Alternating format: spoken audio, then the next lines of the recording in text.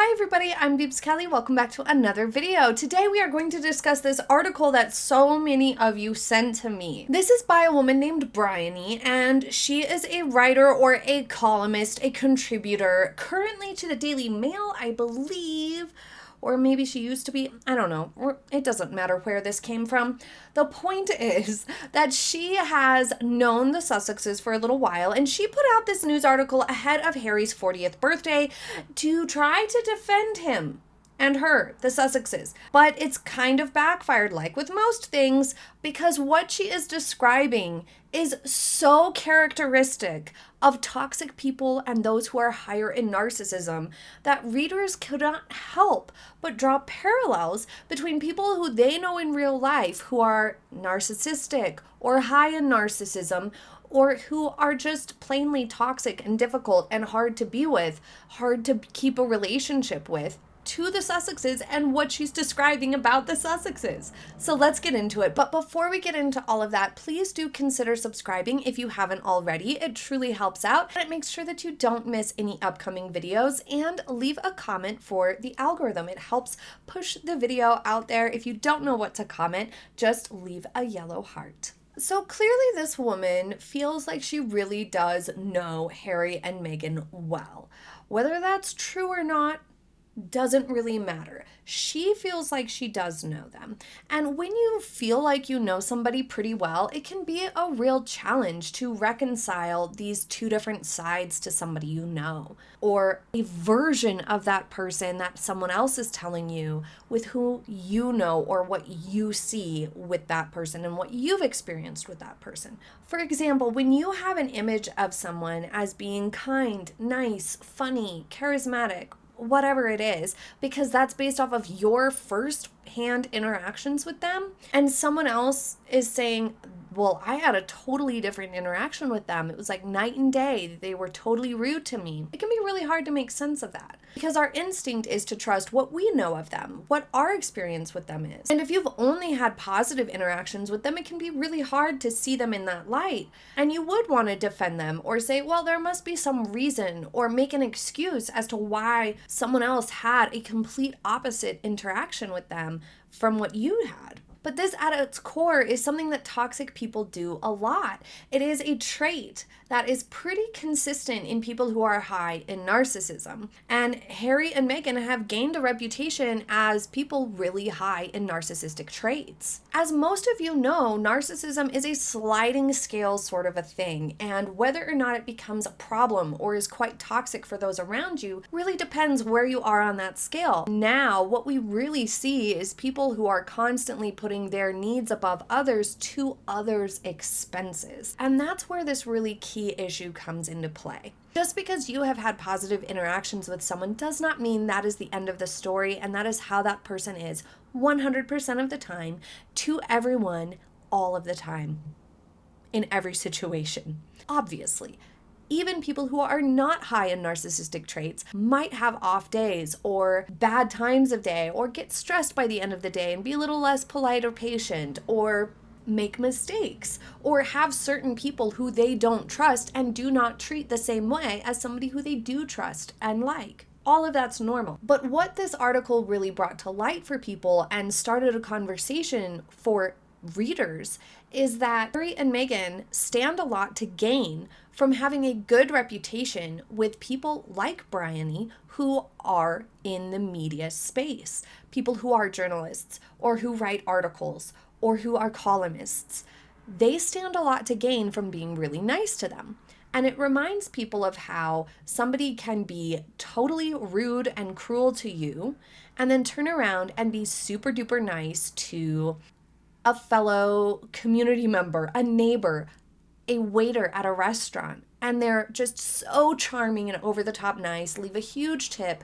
That waiter in this scenario gets the impression that this person is truly to be treasured. So generous, so kind, so good. And those who have been around narcissists or people who are high in narcissism or toxic are really familiar with this hot and cold dynamic that they have. It's as if there's two totally different people. If they stand to gain something from you, like an article like this being written about you, gaining a reputation with you as being super nice and wouldn't hurt a fly sort of a vibe, is very advantageous for the Sussexes. But when there's somebody who they don't stand anything to gain from, like their own family members, for example, then they don't need to be nice to them and they will turn around and treat them like absolute garbage. And additionally, this writer completely ignores the actual misdeeds that the Sussexes have done. She ignores the fact that Harry, along with Meghan, lied about members of the royal family, specific journalists, and specific staff members within the palace across interviews and books that were heavily publicized. Think about the mental health for someone like Angela Kelley, who is specifically called out by name on multiple occasions, but yet who probably has a really airtight NDA and cannot come out and defend herself. Or Catherine, Princess of Wales, King Charles, who have been specifically named through Harry and Meghan and Harry and Meghan's sources in media. The whole who made who cry drama that Meghan and Harry both have reiterated and gone over and hashed through one-sidedly in multiple different media sources, in Oprah, in Spare, in other interviews, on archetypes. They have said these things about other people. Think about the subjects of Harry and Meghan's stories, the people they've targeted in their media campaigns against specific members of the royal family and whatnot. Bryony is ignoring this behavior. It is bullying behavior to call out people in public spaces, in the media, and accuse them of things, or say that they made them cry, or did this or that, or got into an argument with them over things, is so unacceptable and very damaging and unfair for those people, for them as human beings, their mental health. King Charles and Princess Catherine and all of these staff members and journalists, even a teacher that Harry had while he was in school, he talks about her in terrible terms. Those people's mental health was negatively impacted by Harry and Meghan's actions. Harry and Meghan are classified as bullies for these things because those people did not fight back and couldn't, in some cases, respond or fight back. Therefore, they were vulnerable to Harry and Meghan's accusations and talking about them. They didn't consent to these stories being in the public sphere. And furthermore, Harry and Meghan repeatedly rehashed these things in the media over and over and over again, making it inescapable for these people. Some sort of torture in some ways. When you think about it from a PR perspective and an image perspective, these people were essentially haunted by Harry and Meghan constantly saying these things about them for years now. That is not okay. And that is not the type of behavior that somebody kind and nice and generous would do. And that is why this has just illuminated Harry and Meghan's two-faced sort of vibes. They are super nice and kind and smiley and welcoming, perhaps even coming across as generous to people in their neighborhood, other celebrities, other people they think they can gain something from, to certain media members that they like or want to forge a relationship with, that they choose. They can be nice and normal to someone like Bryony or their Montecito neighbors, but it doesn't mean that they are only kind or normal or nice. It doesn't negate the fact that they have done these other things that are super toxic. It does not mean he can't have committed these foul attacks and maintained a petulant attitude for years, which has had real consequences for the people they've targeted, just because they're nice to Bryony and in Bryony's presence.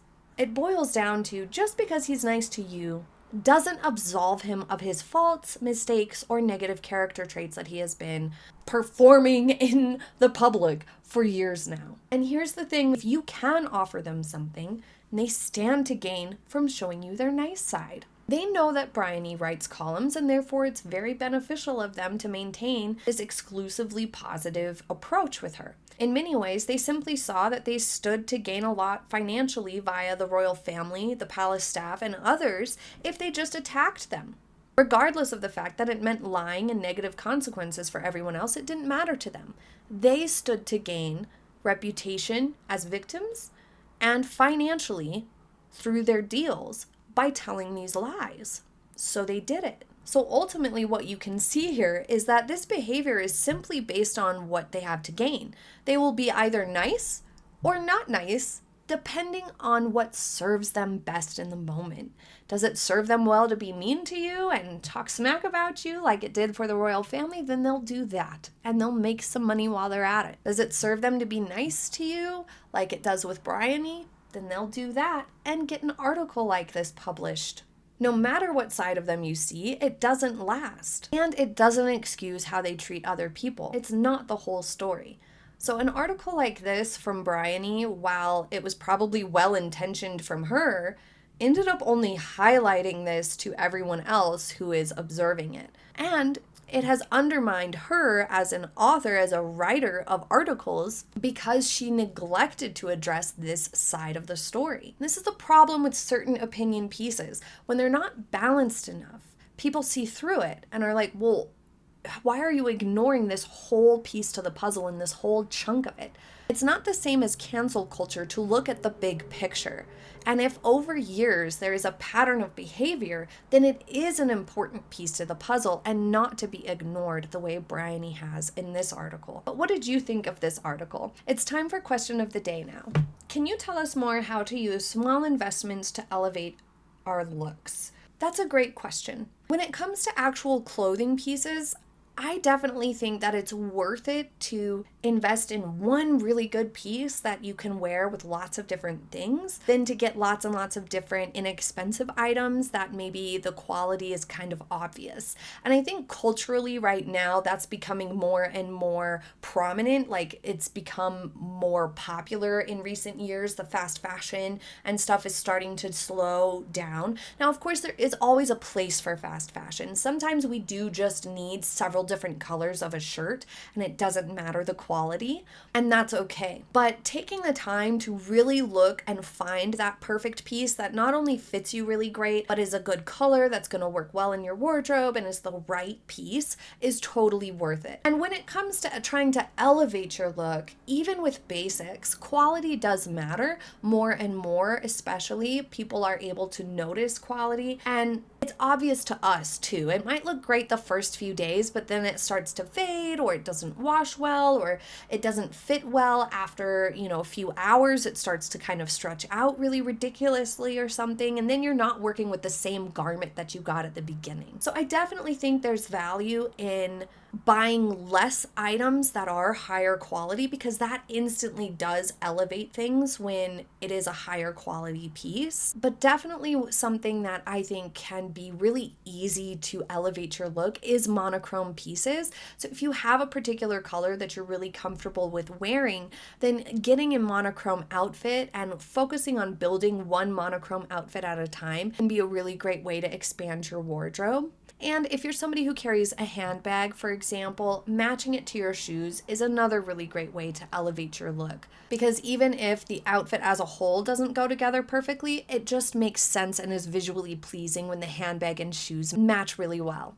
And thoughtful jewelry is another really easy way to elevate even the most basic of basics. Even if you're just wearing sweatpants and a top, if you have jewelry that makes sense for the outfit, like a simple gold chain and small gold hoops or studs, it elevates your look immediately. So even if it's inexpensive jewelry, stuff that's not going to last that long, it does really help to elevate. You just need to find something that really works for the outfit and be strategic about it. But if you're looking for just affordable jewelry that's not necessarily super inexpensive, but it's still affordable, it's not like, hundreds of dollars, I really like Swarovski. Their quality is really good, and they have necklaces or earrings or sets that are only like $100 or a couple $100, which is expensive, but it's not as expensive as a lot of stuff, and they just last. Some of my Swarovski necklaces or earrings have lasted so many years. Like, one of them I've had for over 5 years. It's just in perfect condition still. So their quality is really, really great, and that's something that I can recommend. Nicer jewelry, or just jewelry that works well, really does help to elevate. Thank you so much for joining me for today's video. I hope you have a happy day ahead, and I will see you next time. Bye!